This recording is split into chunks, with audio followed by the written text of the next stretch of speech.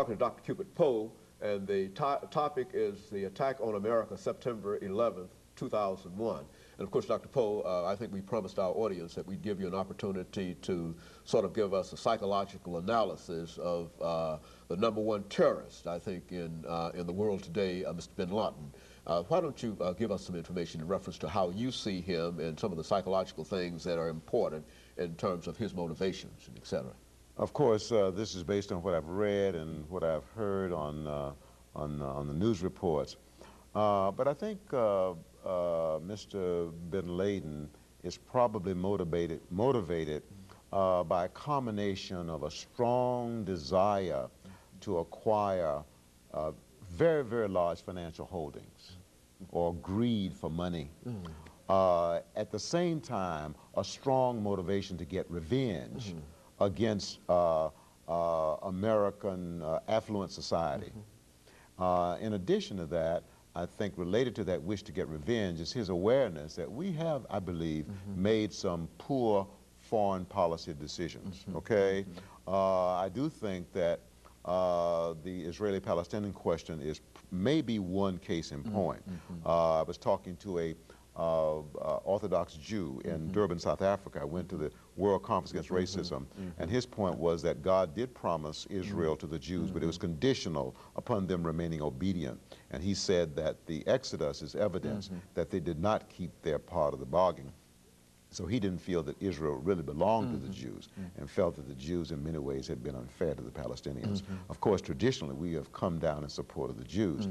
So in any event, I think Mr. bin Laden, as I said, wants really to control the world monetarily and militarily, all right, and wants to see us buried, okay? And I think he is extremely envious then of our affluence, envious of our military might.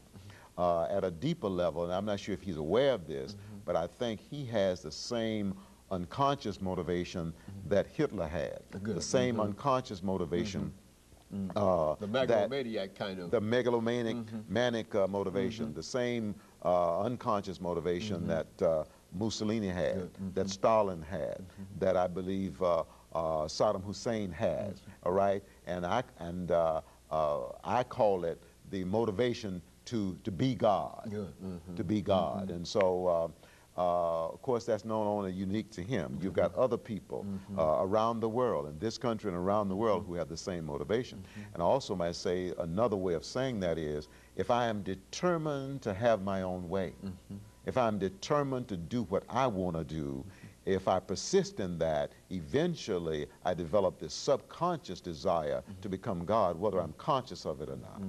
And so you think that, and I'm surprised that greed has figured into this equation at all, because certainly I know that he has acquired a lot of money. This is just, you know, just from what I hear on the television and what I read. I know he has acquired a lot of money, but I had assumed that his primary motivation had very little to do with financial gains. I think that financial gains almost comes to him automatically, does it not?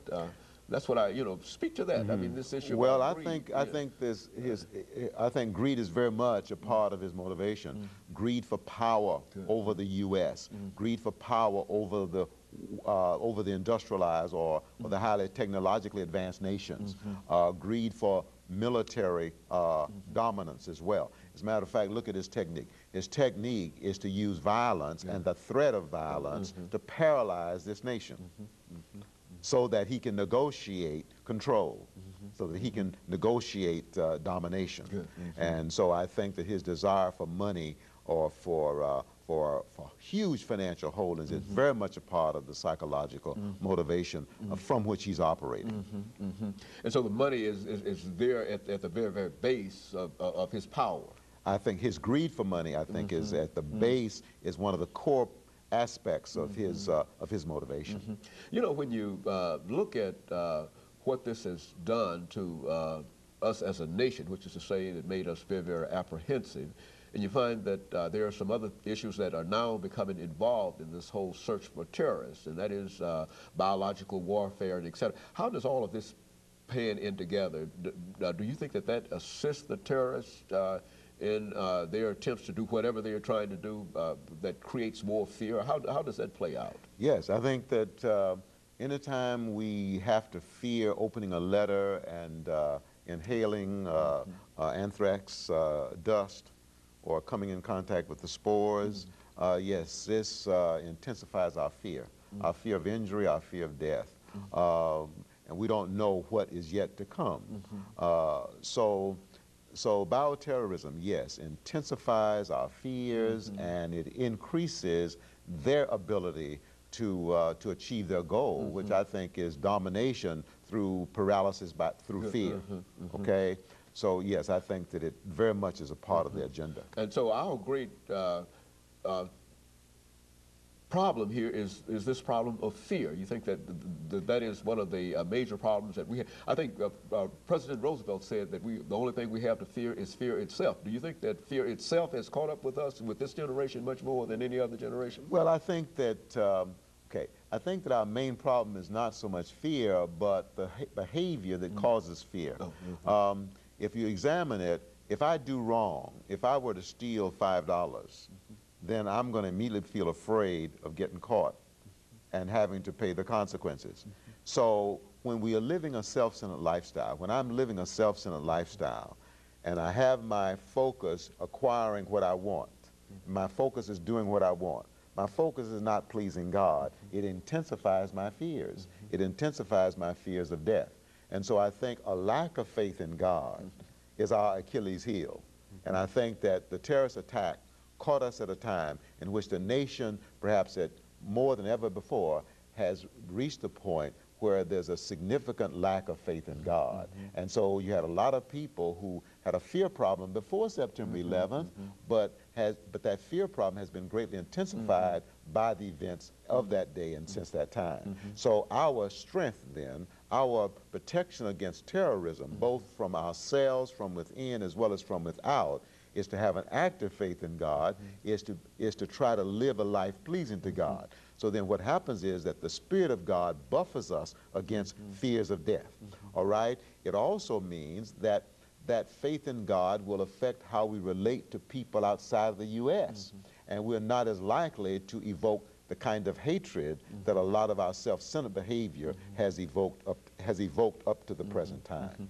And you know, Dr. Poe, as a minister, we're getting ready for our second commercial break. When we come back, I'd like for you to continue this discussion about faith in God and the response that people are having, more specifically to talk about what some folks say is happening now, and that is more and more people are now coming back into the church, and you go to churches now and they're overflowing. Do you think that, and I want you to determine whether or not you believe that this is temporary or this is the new wave of things. And of course, we'll be back with, talk with you when we come back after this second commercial break, and we'll be back with our audience following this short commercial break.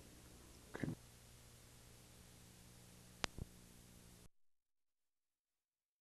The guest is Dr. Cupid Poe.